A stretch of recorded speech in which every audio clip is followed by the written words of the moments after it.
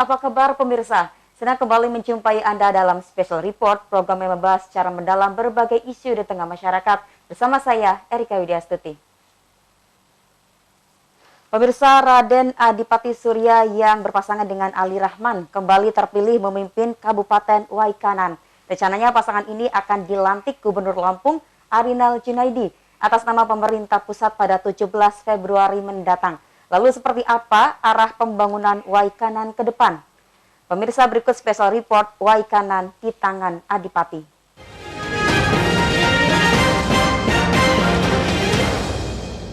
Pemirsa, seperti yang diperkirakan sebelumnya, Raden Adipati Surya terpilih kembali menjadi Bupati Waikanan untuk periode kedua.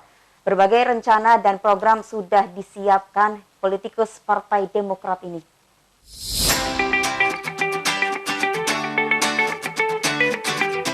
Pemirsa, seperti yang diperkirakan sebelumnya, Raden Adipati Surya terpilih kembali menjadi Bupati Waikanan periode 2021-2024. Berbagai rencana dan program sudah disiapkan politikus Partai Demokrat Lampung 1 ini.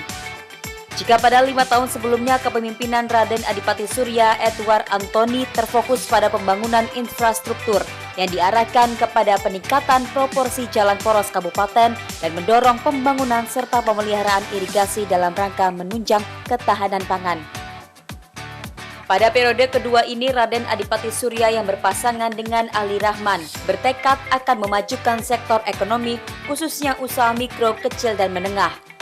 Program tersebut cukup beralasan karena Kabupaten Waikanan dikenal sebagai sentra perkebunan seperti tanaman kopi robusta. Meski begitu, mantan anggota DPRD Kabupaten Waikanan ini juga tetap akan memperhatikan pembangunan lainnya, seperti bidang pendidikan dan bidang kesehatan. Terlebih saat ini kasus pandemi COVID-19 belum juga mereda. Tim Liputan iNews melaporkan. Pemirsa, kita akan membahas topik mengenai Waikanan di tangan Adipati dengan tentunya narasumber yang telah hadir di studio ada Bupati Waikanan terpilih Bapak Raden Adipati Surya. Halo, selamat pagi Pak Adipati. Selamat pagi, Assalamualaikum. Waalaikumsalam warahmatullahi wabarakatuh. Bagaimana kabarnya Pak hari ini? Alhamdulillah sehat. Alhamdulillah selalu sehat ya Pak ya. Mungkin mau menyapa-nyapa dulu masyarakat di Lampung khususnya yang ada di Waikanan. Ya, buat masyarakat Kabupaten Waikanan dan Provinsi Lampung, mudah-mudahan semuanya sehat dan jauh dari COVID-19. Amin, amin pastinya. Ya. Nah, ini Pak Adipati, sebelumnya kami mengucapkan selamat atas terpilihnya Anda kembali pada periode kedua. Baik Pak Adipati, pada 9 Desember lalu telah dilaksanakan pilkada dan Bapak kembali diberikan amanah oleh masyarakat Waikanan untuk kembali memimpin, artinya ini periode kedua. Nah, apa komentar Anda dan perasaan Anda saat ini? Saya ingin mengucapkan terima kasih tentunya kepada Allah Subhanahu wa Ta'ala yang sudah memberikan amanah buat saya dan Pak Ali Rahman. Ini bukanlah hal yang mudah.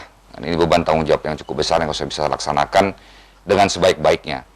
Kemudian yang kedua, ucapan terima kasih tentu pada seluruh masyarakat Waikanan yang sudah memberikan hak suaranya kepada saya dan Pak Ali Rahman. Dan ini merupakan beban yang harus bisa saya lakukan lebih baik lagi dari periode-periode sebelumnya. Nah, ingat tidak Pak, kemarin berapa perolehan suaranya sehingga Anda bisa menang pilkada di Waikanan lalu? Ya, Alhamdulillah saya dapat suara 74, sekian, hampir 75. Kalau saya tidak salah itu 74,46%. 177.222 orang yang pilih saya dengan Pak Ali Rahman, Alhamdulillah. Saya menang di 15 kecamatan. Kemudian saya menang di 221 kampung dan 6 kelurahan. Hanya 5 kampung dari 221 dan 6 kelurahan itu yang saya kalah. Ada beberapa kecamatan yang di semua TPS saya menang. Ada 3 atau 4 kecamatan yang saya mendapatkan suara. Alhamdulillah dapat 74%. Dan ini kalau kemarin saya di periode pertama itu menang 60%, 59,sekian%. Di periode kedua saya menang di 74%. Artinya kepercayaan masyarakat dari 5 tahun saya bekerja sebagai Bupati Waikanan itu bisa dirasakan sehingga perolehan suara saya bisa lebih baik daripada periode pertama. Baik, ini artinya luar biasa ya, 74% ini benar-benar mewakili masyarakat Kabupaten Waikanan yang artinya saat ini masih merasa puas dengan kinerjanya Pak Adipati. Namun ini pada 17 Februari nanti kalau tidak salah akan dilantik. Insya Allah. Ya? Insya Allah. Nah, apa yang sudah dipersiapkan untuk pelantikan? Ya, kita lagi nunggu ini penetapan dari Kementerian Dalam Negeri, surat administrasi dan sebagainya. Kita nunggu saja, tapi kalau akhir masa jabatan saya adalah 17 Februari 2021. Artinya kemungkinan akan dilantik 17 Februari 2021 ini agar tidak ada kekosongan tentunya. Jadi saya sih nggak ada persiapan yang khusus lah. Yang penting badan ini sehat gitu kan. Bismillah ya, kita jaga kesehatan kita sampai dengan pelantikan nanti, dan mudah-mudahan pelantikannya bisa berjalan dengan baik, dengan lancar ya. Itu tentu harapannya. Karena artinya sebelumnya juga sudah merasakan ya Pak ya dilantik, jadi tidak. Oh ya, ya ini pelantikan yang kedua. Jadi sudah pernah lah merasakan bagaimana rasanya dilantik menjadi bupati gitu ya. Kita sudah bisa merasakan. Ya.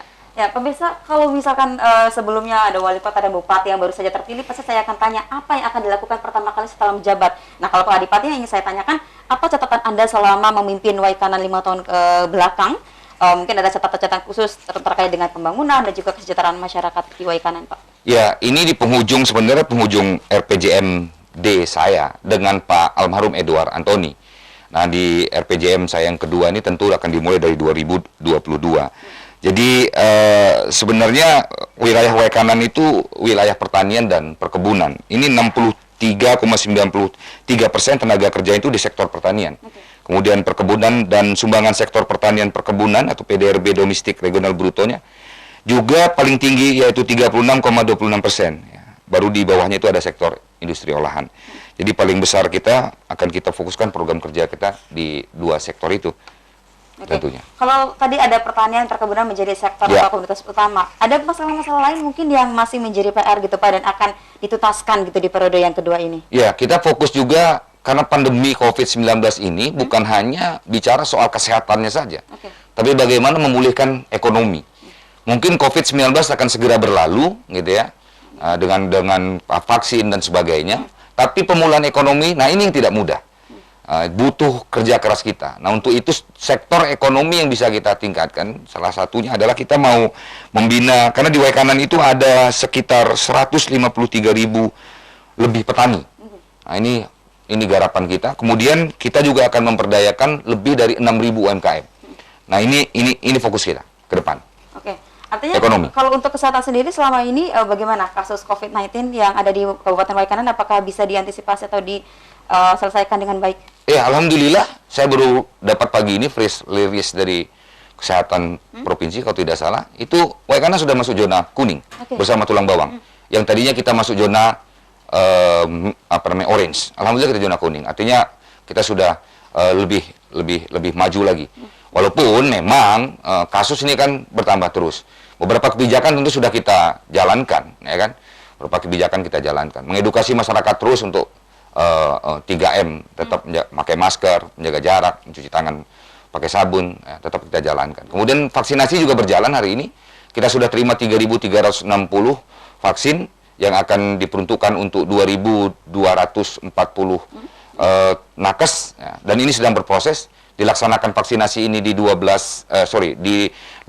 puskesmas dan 1 rumah sakit. Dan sekarang sedang berjalan. Mudah-mudahan ini tahap pertama ini bisa kita selesaikan di Februari ini. Baik, Pak Adipati, kita harus jeda sejenak. Kita akan bahas kembali. Pemirsa tentu ada penasaran bagaimana terkait dengan UMKM dan juga ekonomi yang ada di Kabupaten Waikanan. Kita akan kembali setelah jeda pariwara berikut. Tetap bersama kami.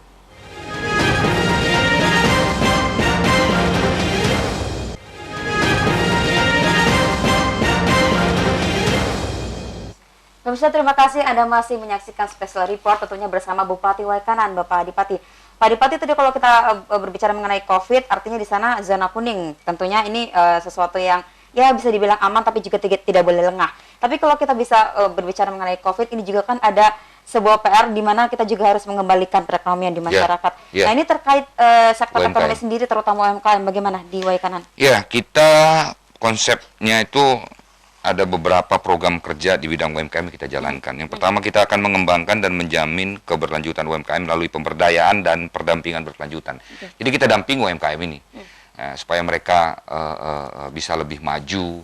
Kita akan lihat persoalan-persoalan mereka di mana. Nah, kita akan masuk di situ. Intinya kita akan dampingi. Kemudian tentu stabilisasi usaha dan fasilitas pemasaran. Pemasaran juga harus kita pikirkan, seperti kopi misalnya. Kopinya, produknya. Sekarang alhamdulillah sudah banyak produk kopi di Waikanan tuh. Hampir 70-80 produk-produk kopi brand dari Waikanan itu sudah keluar. Omsetnya juga ada yang sudah 70-80 juta. Gitu.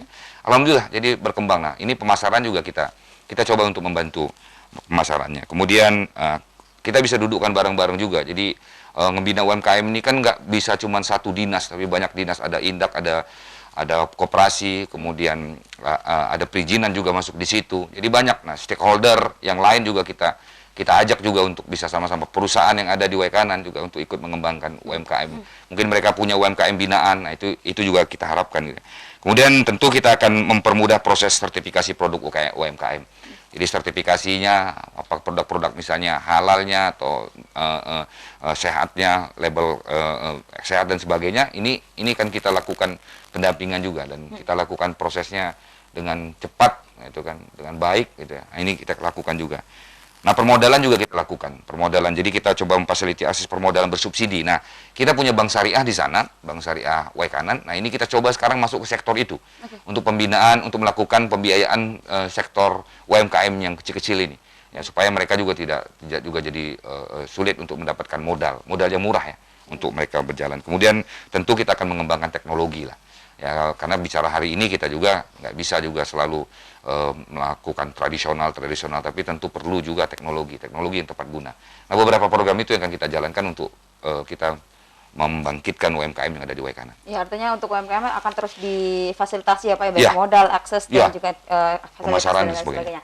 Nah, ini kalau kita bicara mengenai program kerja nih Pak, apa yang membedakan program kerja tahun ini, artinya 5 tahun ke depan dengan 5 tahun yang lalu? Apakah masih sama ataupun ada sebuah inovasi-inovasi atau perubahan? Ya, jadi 5 tahun yang lalu memang fokus saya lebih banyak ke infrastruktur sebenarnya. Karena waktu itu saya di Waikanan itu panjang jalan itu ada sekitar 2000 km. Hanya 46% yang beraspal, dan kondisi 46% itu hanya 12% yang beraspal. Makanya fokus saya di 3 tahun awal itu fokus kepada infrastruktur, pembenahan infrastruktur. Artinya saat ini infrastruktur sudah tidak ada masalah lagi? Masih. 666 kilo jadi target saya pada waktu itu di RPJM, dan itu sudah saya selesaikan. Kita sudah menangani hampir 1000 km. Selain daripada pendidikan, kesehatan dan sebagainya. Kita bangun rumah sakit kemarin, ya kan. Alhamdulillah rumah sakit sudah hari ini. Kemudian bandara juga kita kembangkan kemarin. Nah, mungkin titik berat kita di periode kedua ini itu tadi pemulihan ekonomi, mungkin program-program pemulihan ekonomi yang terus kita berjalan. Salah satunya tadi UMKM, kemudian sumber daya manusia yang jadi mungkin agak berbeda dengan yang lain. Tapi bukan berarti kita menyampingkan infrastruktur, pendidikan, kesehatan, itu tetap. Apalagi penanganan pandemi COVID-19 masih harus juga menjadi prioritas kita di tahun-tahun awal ini, di 2021 ini. Menurut saya ini jadi titik fokus kita juga yang berbeda dengan penanganan 5 tahun yang lalu yang sebelum ada COVID. Selain tadi ada faktor kesehatan, gitu, ekonomi dan lain sebagainya. Nah, untuk pendidikan sendiri Pak, bagaimana di Waikanan? Apakah ada catatan-catatan penting dari 5 tahun sebelumnya dan akan direalisasikan di 5 tahun mendatang? Ya, jadi beberapa tahun 2016-2020 ini ada beberapa fokus program pendidikan. Salah satunya adalah sudah tentu sarana prasarana ya. Jadi kita mencoba menyiapkan beberapa ruang kelas baru, apakah itu bentuknya rehab dan sebagainya. Kemudian peningkatan sumber daya manusia yang saya bilang tadi, dalam hal ini tentu sumber daya guru. Anak itu bisa cerdas tentu, anak itu bisa ini apabila gurunya juga punya kemampuan yang cukup baik. Bagaimana anaknya mau cerdas kalau gurunya juga. Dan ini harus di-upgrade. Guru zaman dulu dengan guru zaman sekarang kan terus berbeda. Saya dulu belajar aljabar SMP. Hari ini anak yang belajar aljabar, perasaan saya kelas SD sudah belajar aljabar, kira-kira gitu. Jadi kalau guru dulu dipasang di SD hari ini gitu, udah nggak jalan. Artinya ini harus ter-upgrade. Kemudian akreditasi sekolah. Nah, selama ini akreditasi sekolah itu tidak pernah terakreditasi. Artinya kita nggak tahu nih kualitas sekolah ini seperti apa. Nah, di zaman saya kita sudah akreditasi, mulai di zaman saya akreditasi, dan alhamdulillah sekarang sudah mencapai, SD-nya sudah mencapai 99,36% dan SMP-nya 96,56%. Ya. Untuk 5 tahun ke depan kita akan program kerja kita akan fokus kepada peningkatan rata-rata lama sekolah. Ini jadi target kita yang hari ini baru mencapai 7,39 tahun 2019. Kemudian angka ini artinya menunjukkan rata-rata penduduk Waikanan di atas usia 25 tahun ini berpendidikan rata-rata kelas SMP kelas 2. Nah, ini ke depan kita upayakan supaya bisa jadi 8 tahun. Itu program kita. Kemudian kita tentu akan mengurangi angka putus sekolah. Angka putus sekolah yang masih ada di Waikanan. Ada SD ini ada 93 orang, SMP 805 orang, SMA juga masih ada. Nah, ke depan ini harus kita turunkan angka ramal. Ada tadi salah satunya adalah akreditasi sekolah yang selama ini tidak menjadi perhatian seperti itu ya Pak? Iya, tidak pernah. Bukan cuma sekolah sebenarnya, puskes juga selama ini juga tidak pernah terakreditasi. Hari ini kita sudah bisa menyelesaikan 20 Puskes ada beberapa yang sedang berproses dan beberapa yang sudah terakreditasi. Ini penting menurut saya, karena kan kita nggak bisa nilai diri kita sendiri. Nah, kalau tim akreditasi itu kan dia bisa datang, dia bisa lihat semuanya, apakah ini baik atau tidak dan sebagainya. Baik, kita beralih ke tadi. Kita sama-sama tahu bahwa salah satu sektor unggulan di Wakanan ini adalah pertanian dan perkebunan. Ya. Nah ini berbicara mengenai pertanian, perkebunan, ini yang sering sekali menjadi masalah adalah akses, ya Pak ya, akses infrastruktur dan lain sebagainya, dan juga irigasi. Nah bagaimana nih ada di Wakanan, apakah sudah sesuai dengan harapan dari masyarakat sendiri? Kalau bicara jalan ini memang sebenarnya nggak pernah ada habisnya. Ya, mau sampai negara ini ada pasti jalan itu namanya jalan dipakai kan. Ya. Jadi nggak akan ada kata puas sebenarnya. Bangun di sana yang di sini hancur, bangun di sini di sana hancur. Biasalah. Tapi kan kita fokus sudah. 666 kita selesaikan, 1000 kita selesaikan. Tinggal beberapa lagi. Tapi ada beberapa mungkin akses jalan yang mungkin akan kita bangun. Nah, ini berkaitan dengan tentu dengan provinsi juga. Nah, seperti banyak jalan yang akan kita perbaiki, misalnya Pakuan Ratu, Tulang Bawang Barat, kemudian Belambangan Umpu Pakuan Ratu, Belambangan Umpu Rebang Tangkas, ini Belambangan Umpu Rebang Tangkas, kemudian Tajab Negara Batin, kemudian ruas Tajab Negara Batin, Tegal Mukti Negeri Besar. Ini juga kita usulkan melalui provinsi gitu. Baik, artinya memang kalau bicara kita ingin membuka akses. Jadi akses, kalau infrastruktur itu akses dari lintas tengah, karena kita tidak dilalui tol. Exit tol itu ada di Tulang Bawang Barat dan di Mesuji. Selain itu, nah ini akan kita buat bagaimana lintas tengah nanti, dalam hal ini kita dilalui lintas tengah ini nanti akan terkoneksi dengan ruas pintu tol. Kemudian nanti ada juga bagaimana nanti wilayah Rebang Tangkas itu nanti akan mampu terkoneksi dengan Oku Selatan, Sumatera Selatan. Sehingga nanti kalau Oku Selatan itu akan ke Bandar Lampung, mereka tidak melewati Martapura dan sebagainya, tapi bisa dari itu. Nah, yang maksud saya akses ini yang harus kita buka. Baik Pak, kita harus jeda sejenak, Pak Adipati. Pemirsa, tentunya obrolan kita semakin menarik, kita akan jeda sejenak, jangan kemana-mana. Tetap saksikan Special Report, sesaat lagi kita akan segera kembali.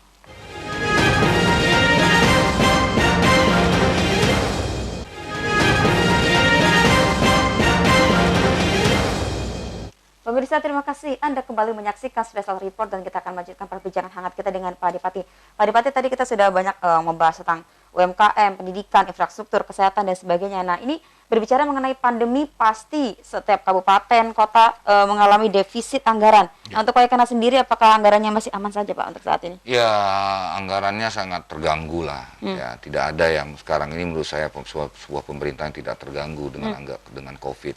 Beberapa anggaran juga seperti 2020 kemarin beberapa DAP harus dana alokasi khusus itu hilang, ditarik oleh pusat. Kemudian ada beberapa program kita juga harus kita tinggalkan. Ya. Jadi kita sudah mengalami refocusing, kemudian kita sudah melakukan pemangkasan anggaran. Karena kan kita buat masyarakat sehat, menjaga masyarakat sehat itu kan penting.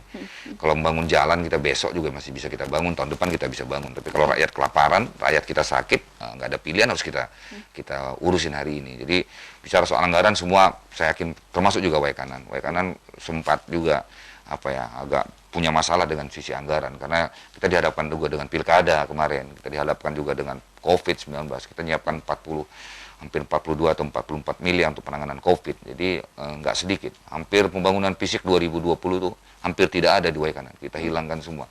Apalagi cuma sekedar perjalanan dinas atau hal-hal yang kita anggap tidak penting. Jadi satu-satunya cara adalah itu penghematan anggaran, mengalihkan anggaran yang tadinya kita anggap belum penting, bukan tidak penting ya, belum penting, kita alihkan anggarannya untuk hal-hal yang lebih penting. Itu bisa kita lakukan. Artinya kan kemarin ada pemangkasan, apalagi tadi seperti dibilang DAK hilang. Nah, untuk merealisasikan program-program kerja Anda 5 tahun mendatang, apa yang akan menjadi prioritas ke depannya Pak untuk bisa mengalokasikan anggaran yang ada ini? Kita tetap fokus saja, saya kan suka dengan bicara fokus tentang apa yang mau kita lakukan. UMKM, ya kita kejar UMKM.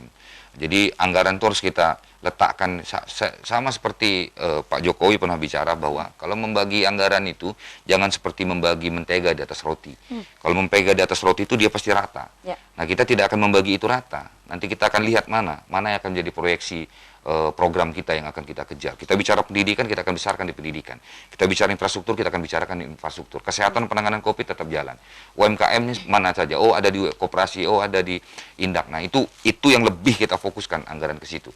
Untuk hal-hal yang lain yang mungkin seperti misalnya kegiatan seremonial yang memang sekarang ini tidak diperkenankan, mungkin udah mulai melakukan pemangkasan terhadap anggaran itu. Dan insya Allah 2021 ini juga saya selalu sampaikan dengan jajaran saya, kita harus mempunyai anggaran yang pesimis, jangan optimis. Karena kita tidak tahu ke depan seperti apa. Apalagi kebijakan pemerintah pusat itu kadang-kadang juga limit-limit itu berubah gitu kan. Ini harus dipangkas, ini harus di ini gitu kan. Dan kita harus ikuti itu. Jadi lebih fokus kita. Mengikuti alur juga seperti itu ya Pak. Yeah. Nah, untuk kesehatan sendiri ini kan karena kita masih dalam kondisi pandemi dan Yeah. ya meskipun saat ini sudah ada vaksin tapi juga belum menjamin gitu apakah pandemi ini akan segera berakhir, kita tidak bisa memprediksi. Yeah. Untuk kesehatan sendiri apakah menjadi prioritas di Waikanan? Oh iya dong, ya kan nggak ada pandemi aja kesehatan itu jadi prioritas, apalagi ada pandemi hari ini. Hari ini kan kita dihadapkan dengan pandemi yang sangat luar biasa. Bagaimana kita menangani orang yang terpapar, bagaimana kita men-tracking orang-orang yang ini kan butuh biaya juga, butuh. Jadi sektor-sektor kesehatan ini sangat penting. Belum lagi kita harus bagaimana kita mempersiapkan rumah sakit, ya kan, tenaga medis ini kan, ya kan, obat-obatan dan sebagainya. Tentu anggaran kesehatan juga menjadi salah satu prioritas yang paling utama hari ini. Ya. Apalagi kan pada Januari lalu kalau tidak salah karena sempat masuk zona merah penyebaran COVID-19. Nah, ini apalagi kita melihat Waikanan ini sebagai salah satu pintu masuk untuk wilayah Lampung seperti itu ya Pak ya. Nah, bagaimana penerapan protokol kesehatan yang di Waikanan sendiri? Jadi Pak? Waikanan setahu saya belum pernah masuk zona merah. Jadi kita pernah masuk zona orange kemarin dan hari ini kita masuk zona kuning. Bagi kita adalah bagaimana kita bisa memberikan edukasi ke tengah masyarakat tentang betapa pentingnya 3M. Ini harus kita sampaikan. Kemudian kita buatkan regulasi untuk melakukan pembatasan kegiatan-kegiatan di tengah masyarakat. Contoh misalnya pesta, ya kan, perkawinan misalnya. Ya kita tidak melarang lah, akadnya oke lah. Kan kita tidak mungkin menghalangi orang untuk nikah. Tapi tolong resepsinya kita, karena klaster pesta ini juga cukup lumayan, menyumbang penambahan COVID-19. Kemudian kita juga melakukan ini gugus tugas juga kita dorong untuk bisa memberikan edukasi lagi kepada masyarakat tentang 3M. Dan yang paling penting hari ini adalah bagaimana kita mensukseskan vaksinasi. Nah, ini mungkin jadi PR kita semua. Karena kan berita hoax tentang vaksinasi ini lebih banyak dari berita benernya. Gitu loh. Nah, ini harus kita lawan. Ya kan? Kalau ini nggak bisa kita ini, makanya hari ini kita sudah lakukan itu. Kita sudah vaksin. Di Waikanan itu sudah kita mulai kemarin tanggal 1, insya Allah vaksin kedua ada tanggal 14. Vaksinasi, Pak Bupati sendiri sudah divaksin? Pak? Sudah, saya alhamdulillah. Artinya aman ya Pak ya, sampai saat ini tidak ada? Nggak ada gejala. Saya biasa saja menjalankan aktivitas. Ada yang tanya Pak Bupati, apa perubahan? Saya bilang nggak ada berubah. Kalau saya boleh berubah, saya pengen jadi Presiden Republik Indonesia kalau boleh berubah.